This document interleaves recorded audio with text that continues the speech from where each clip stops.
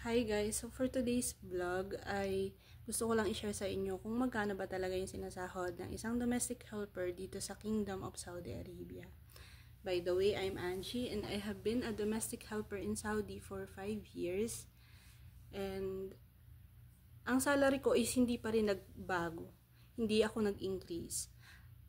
Dun sa iba na alam na ay same lang po tayo. Wala pong pagbabago sa akin kahit ako'y matagal na sa amo ko. Pero po kasi, libre naman po ako sa maraming bagay. Sa internet, sa pagkain, sa maayos na tulugan. Tapos, paminsan, nagbibigay sila sa akin ng hadiah kapag Ramadan or ng mga gamit-gamit pag natuwa sila sa akin. Pero sobrang dalang.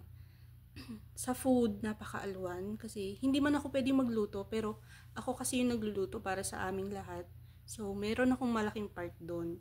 Pinagbubukuran muna nila ako ng pagkain ko bago sila maghahati-hati doon para sa sa pagkain nila. So, ayun po. 1,500 SR or 23 to 24,000 pa rin po ang aking salary dito sa Saudi per month.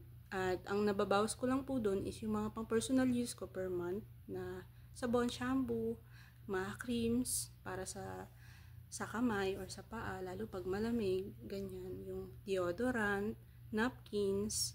Ayun lang po ang mga lagi kong nade-deduct. Kapag minsan napapadala ko yun ng buo. At thank you Lord kasi sa ganung salary, sa ibang tao napakaliit lang ng salary na yun kasi kaya nilang kitain ng doble or triple yun. Pero sa akin, para sa akin is napakalaking life-changing yun yung salary at yung opportunity ko dito sa Saudi Arabia.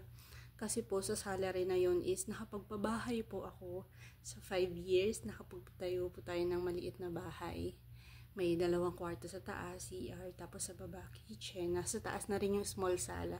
Sobrang liit lang talaga. Pero, amin na yun guys. Matatawag kong amin. Walang pwedeng magpaalis sa amin. Hindi man amin yung lupa. Kasi sa compound siya ng papa ko. Party niya yun sa compound na napundar ng mama niya. Dun sa compound is yung mga kapatid niya may mga bahay. Then dun kami, sa maliit na spot na yun, pinalagyan lang namin ng second floor para makapaglagay din ng mga kwarto. Sobrang liit lang. Kung sa iba-ibang tao, sasabihin, ay, ang ano naman ang ano na to, bahay na to. Pero sa akin, guys, sobrang laking achievement na yun. Kasi, dati pinapangarap ko lang, nawala na nga sa isip ko yan, na makapag-provide ako ng bahay na maayos sa mga magulang ko. O kaya, makapag-establish ako ng bahay na konkreto. Nawala na sa isip ko. Pero pangarap ko talaga yan. Kahit nung bata pa ako. Kasi lumaki ako dun sa bahay na hindi amin yung lupa. Caretaker lang kami sa lupa. So yung bahay namin is takpi-tagpi. Bawal namin ipasimento kasi hindi amin yung lupa. Tapos yung bubong namin is umuulan sa labas at the same time shower kami sa loob. Nasira pa TV namin dati kasi napatakan ng tubig. Mga ganong senaryo, ang hirap. Wala kaming sariling tubig, ilaw, nakikiigib kami. At kapag meron kaming problema financially, yung wala at may nagkasakit, wala kami, tas may nagkasakit noon.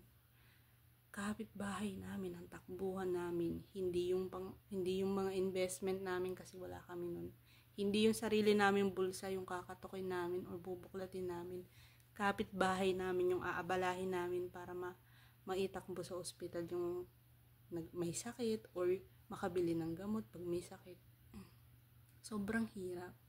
Kaya nung na-achieve ko yung bahay, nakapagtabi ako para sa maliit na tindahan lang dun sa baba para makalis lang sa mga pang-araw-araw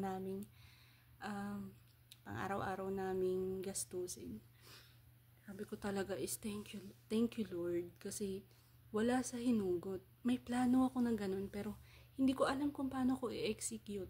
Pero ang buti ni Lord at binigyan niya ako ng way dito sa Saudi. At pinakilala niya sa akin tong pamilya na to. Binigyan niya ako ng another contract after 3 years nung nauna ko. At hindi man ako na-increase. Pero sabi nga nila, hanggat maikli ang kumot, matuto kang mamaluktot, in-apply ko lang yun. tipid, tiis, tiyaga, tiwala lang lagi sa taas. Somehow, natapos namin. Ang dami kong iniyak doon sa bahay na yun. Kasi while on the process ng pagbubuo ng bahay, may mga struggles din na dumaan at saka problems sa aming pamilya. About financially, about sa mga health, ganyan. Personally, dito sa akin, ang layo ko sa anak ko. And single mother lang ako. Ako yung nagpro-provide lahat sa kanya. Tapos yung parents ko is tumatanda na. Sobrang grabe yung pressure. Wala akong kapatid, guys. Ako lang, nag-iisa akong anak. So, ayun. Sobrang thankful ako. Sa 3 years ko, unang kontrata ko, natapos ko yung bahay. Kaya ako bumalik kasi yung mga finish noon, mga touch-up or yung ibang appliances, ayun, na-ano ko na-access ko napundar ko na. Like, nakabili ako naman ng gas range. Yung rep namin, na-degrade or na-upgrade, I don't know. Pero nakipag-swap kami ng rep. Pero ayun kasi yung gusto ni Papa. Tapos yun, nakapagdagdag ako ng small sari-sari store. Sobrang liit lang din, guys. Hindi yung bonggang-bongga na ano. Pero plus na yun sa akin. Win-win na ako dun. Sobrang grateful na ako dun. Kasi kung yung ibang tao, pinapangarap nila yan. Pero ako, na-execute ko na, 'di ba? Tapos nakapag ko sa mga kwarto, yung maliliit na details doon like cabinet and higaan, nakapag-provide din ako ng mga sofas and appliances, different appliances para sa kanila, para ma-access nila yung mga ganong kind ng appliances sa lifetime na to. 'Di ba? May mga tao kasi na alam ko may magsasabi sa inyo na, sus, ang babaw mo naman, or sus, ang liit naman na yan, hindi mo na dapat binabrag yan. Hindi po ako nagbabrag. This is not to brag, but to inspire and para masabi ko sa inyo na how grateful I am sa opportunity na to. Na sobrang galing ni Lord. Sobrang sobrang buti niya sa akin. Kaya huwag kayong mawawalan huwag kayong mapanghihinaan kung darating kayo sa times na sobrang down nyo or iaano nyo yung sarili nyo na, i-question nyo yung sarili nyo na, bakit ako yung napapahirapan? Marami namang masama dyan sa labas. Ba't di na lang sila yung pahirapan? Bakit di na lang pumabor sa akin yung buhay? Minsan po is tinetest tayo ni Lord para pag dumating yung biggest break mo is ma-handle mo siya ng maayos. Hinumold ka niya para yung mindset mo pag dumating yung malaking blessing na ilalagay niya sa kamay mo, hindi mo isayangin or hindi mo ipunta sa kung ano lang yung gusto mo. Ipapaalala niya sa iyo kung bakit kanya nilagay diyan, kung bakit kanya hinubog para maging maayos na tao. Para pag binigay niya yung blessing, is ma-handle mo ng maayos. Hindi masasayang. Well, sa career ko, may times na hindi ako nakapag-decide ng maayos. At pinagsisihan ko yun. Hiningi ko ng tawad din yun sa sarili ko. Kasi ang laking regret ko. Kasi malaking pera din yun nawala. Kasi hindi mo maiwasan yun eh. Pag dumadating na sa yung blessing, marami ring opportunities na magbubukas kapag may hawak ka ng pera. So, ikaw, gusto mo i-grab ng sabay-sabay nang hindi mo naaaral, nasasayang. Hindi ka man na-scam, pero ang dating sa akin, na-scam ko yung sarili ko na napaniwala ko to the point na mag-grow pera ko dito pag dito ko nilagay. Tapos ang ending, hindi. Tapos maisip mo, ang hirap kitain nun, G.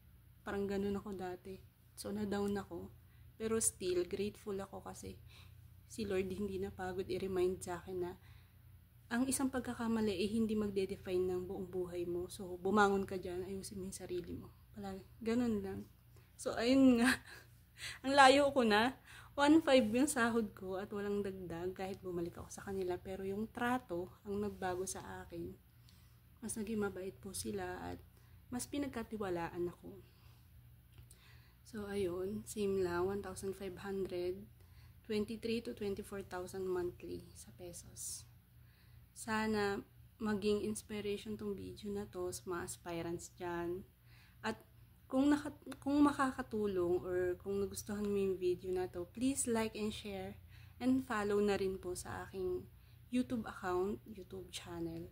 Para sa susunod na chikahan natin is updated ka. Marami pa akong i-share. Kahit sa ayaw at sa hindi. Charis. Bye-bye! I hope you have a great day and God bless you sa nanonood nito. God bless you. Mag-pray palagi